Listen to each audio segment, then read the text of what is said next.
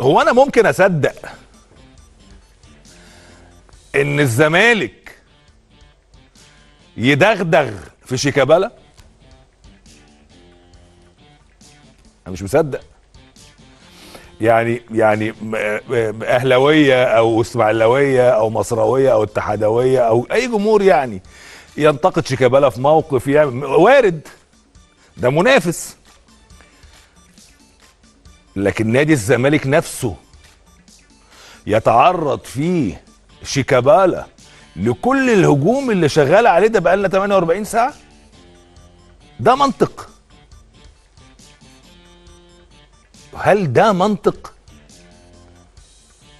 يعني اتوقدت الرموز على المستوى الإداري وعلى المستوى التواجد في النادي وعلى مستوى كل حاجة، ماشي.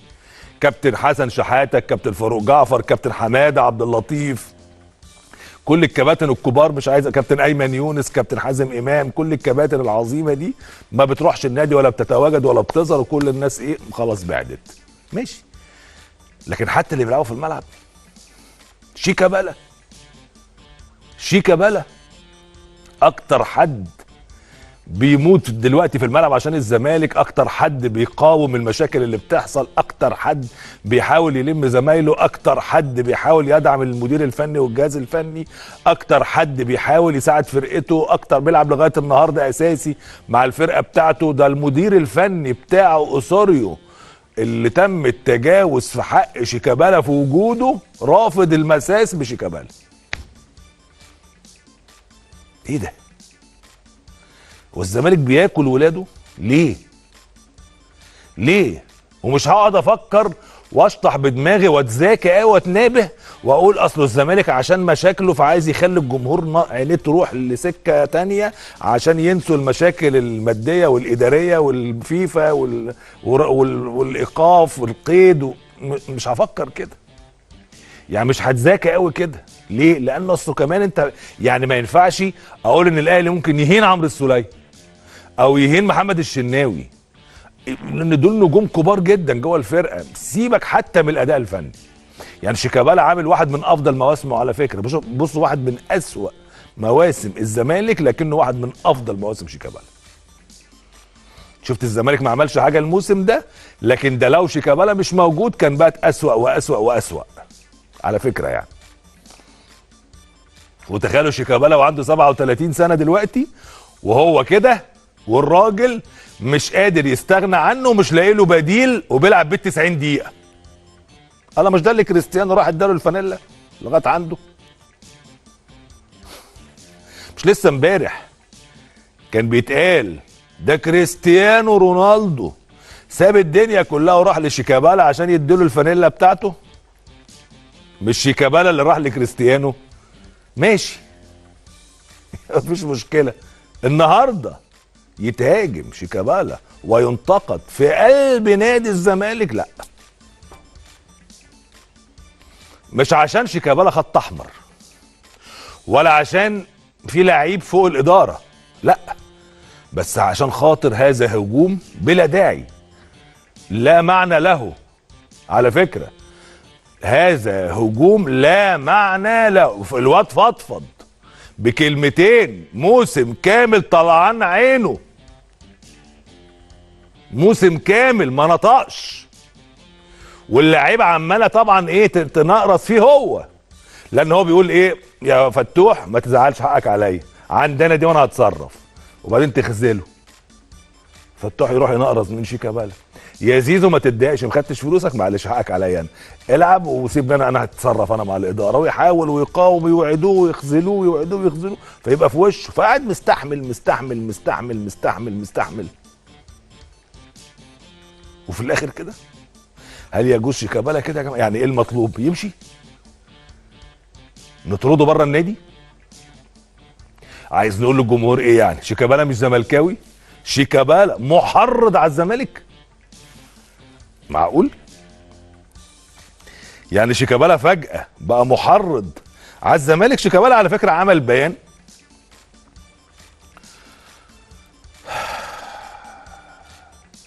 هقراه لكم، طويل شويه لكن مهم، لان شيكابالا على الاكونت بتاعه الرسمي، ده الاكونت الرسمي يعني، وهو يعني نجم كبير بالبيان، من غير البيان هو نجم كبير، وانا لو من شيكابالا ما اعملش البيان. وقيس حب الجمهور لمين ضد مين. انا لو منه اوري الدنيا كلها حائط الصد بتاع شيكابالا وجمهوره، جمهور نادي الزمالك، انما عمل البيان هقراه لكم. جماهير نادي الزمالك العظيمه، اتحدث اليكم اليوم ليس فقط بصفه قائدا لفريق الكره بالنادي واحد اكثر من تشرف بحمل شارة قياده القلعه البيضاء عبر التاريخ، ولكن اتحدث باعتباري واحد ممن تربوا داخل جدران هذا النادي العظيم، ولمده اكثر من ربع قرن تشرفت بان ادافع عن رايه الزمالك، ولذلك كان يجب الرد على بعض النقاط، وهذا ليس كل شيء. قبل بس ما ادخل في الكلام، انا واحد باعتباري من تربوا داخل جدران هذا النادي لمده اكثر من ربع قرن. انا اقول لكم على حاجه شفتها بعيني. احنا على مدار تاريخنا واحنا صحفيين شباب كده واحنا صغيرين يعني، قمنا بتغطيه كل الهيئات دي يعني غطينا الاهلي وغطينا الزمالك وغطينا اتحاد الكوره والمنتخبات، وكنا بنروح هنا ونروح. وزمان غير دلوقتي، ما كانش بالموبايلز والانترنت واليسر اللطيف الجميل، لا ده احنا كنا بننزل في الحدث ونتواجد في المقرات الانديه ونجيب الاخبار ونحضر كل التدريبات ونشوف بعدين المواقف، واذا كان في ازمه نبقى فيها وقدام عينينا وشركاء فيها، كل الكلام ده حلو.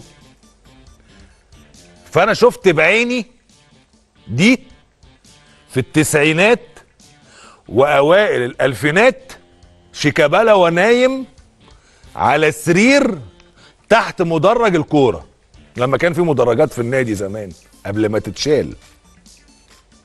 شيكابالا ده وعيل صغير كده عنده 12 سنه و13 سنه و11 سنه و14 سنه، كان بينام تحت المدرج على سرير كده كانت موجوده، وقاعد يومه كله ال 24 ساعه جوه نادي الزمالك. ده بمناسبه بيقول ربع قرن جوه النادي. وكان يقوم يصحى من النوم الصبح يروح يفطر في المطعم ويرجع، وكان بيته يعني هو مقيم جوه نادي الزمالك، يخش الحمام وياخد الدش بتاعه ويفطر ويقوم ويقعد مع اصحابه في الجنينه ويرجع ويتمرن، وبعدين يتغدى في المطعم ويرجع وبعدين يتمرن، وبعدين وهو صغير كده يقولوا ده الواد ده الاسمراني الجميل ده هيبقى حاجه وحدوته. والكابتن نبيل نصير الله يرحمه واحنا قاعدين، وكابتن احمد مصطفى الله يرحمه، والنجوم الكبار اللي كانت موجوده وربنا يديله الصحه، كابتن ابو رجيله والناس دي يعني عمالقه عظام. كان يبقى واد سفروت كده واحنا قاعدين برضه شباب سفاريت كده، يقولوا لنا الواد ده هيبقى اسطوره في الزمالك.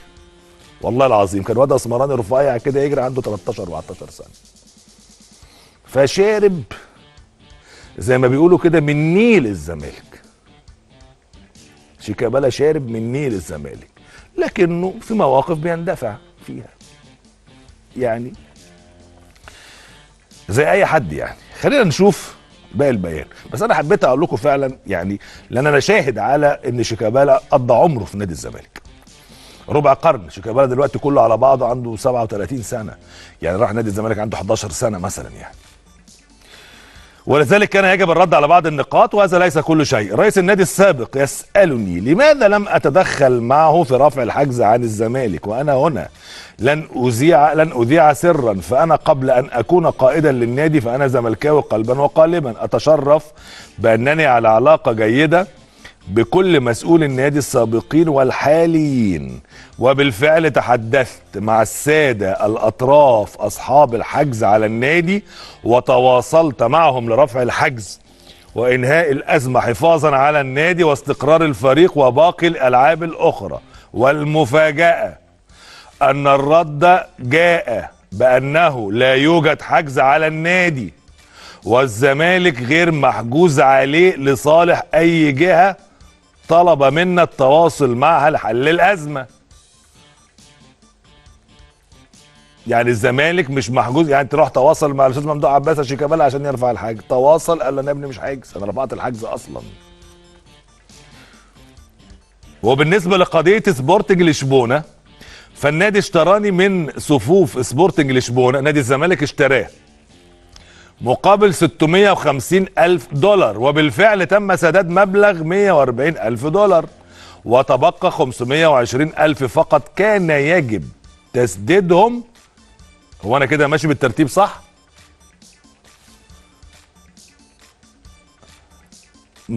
سنة 2016 مقابل 650 ألف دولار، وبالفعل تم سداد 140 ألف دولار، وتبقى 510 ألف دولار فقط كان يجب سدادهم في مواعيدهم طبقا للتعاقد. وللعلم كان يتم خصم ذلك من مستحقات المالية لدى النادي، ولكن بسبب التقاعس في التسديد وغرامات التأخير أصبح المبلغ الإجمالي المطلوب من النادي أكبر بكتير.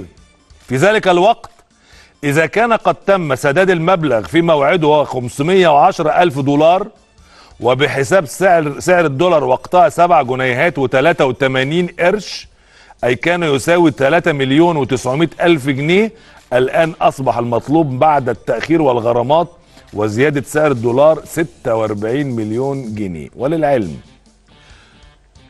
أنا كده ماشي بالترتيب صح؟ وقفت، خد بالك بس اللي قبل ما أدخل في الفقرة الثانية، هو عايز يقول إن أنا في 2016 الزمالك اشتراني من سبورتنج لشبونه. الشراء ده تم مقابل كام؟ تعالى يا سبورتنج لشبونه عايزين نسترد اللعيب بتاعنا 650 ألف دولار. اوكي اتفضل 140 ألف دولار وهيتبقى علينا 510 دولار. ماشي ماشي. تعالى يا شيكابالا، احنا هنخصم الفلوس دي من مستحقاتك. انت المفروض بتاخد في السنه كام؟ 5 مليون جنيه، 3 مليون، 2 مليون. هنعمل لك عقد ب 1000 جنيه، فاكرين لما قالوا عقد شيكابالا ب 1000 جنيه؟ وهنخصم الفلوس دي منك عشان نسددها لسبورتنج لشبونه. ده هو اللي بيقول كده، ان اتخصمت من مستحقاته. ان توتال الفلوس دي كان وقتها عاملين 3 مليون و900 الف. النادي ما سددش ال 510، بقت تاخد غرامات غرامات غرامات، تزيد غرامات لغايه ما وصلوا دلوقتي المليون و300 وحاجه الف دولار، يعني تقريبا 46 مليون جنيه. اكمل البيان. وللعلم وقفت كحائط للصد في كثير من الامور لحل مشاكل تخص اللاعبين لم اعلن عنها. كنت اسعى دائما لحل اكثر من مشكله في الفريق حتى لا ينهار تماما طوال الموسم الماضي، وليس شيكابالا الذي يتهم بالتقصير او التمرد في حق نادي الزمالك بدافع المال، لانني اخترت اللعب في الزمالك وبسبب اخطاء اداريه من قبل لعبت بدون اموال، وعلاقتي مع الزمالك وجماهيره أكبر من الأمور المادية والكل يعلم ذلك. نحن هنا لا نتحدث عن ظروف مادية فقط مر بها اللاعبون طوال موسم، ولكن هناك ظروف أخرى صعب لا يمكن الحديث عنها. اللاعبون يطلبون مني الحديث نيابة عنهم، ولذلك وبصفتي كان حديثي لتوضيح تلك الأزمات والمشاكل العديدة التي كانت سببا مباشرا في نتائج الفريق خلال موسم كامل. هذا ردا على كل ما أثاره رئيس النادي السابق بخصوصي. أما ما يخص كل ما حدث للفريق سيكون هناك رد بشكل واضح وللحديث بقية. مين المستفيد؟ يعني انك تهين شيكابالا فيرد عليك شيكابالا، فهترد على شيكابالا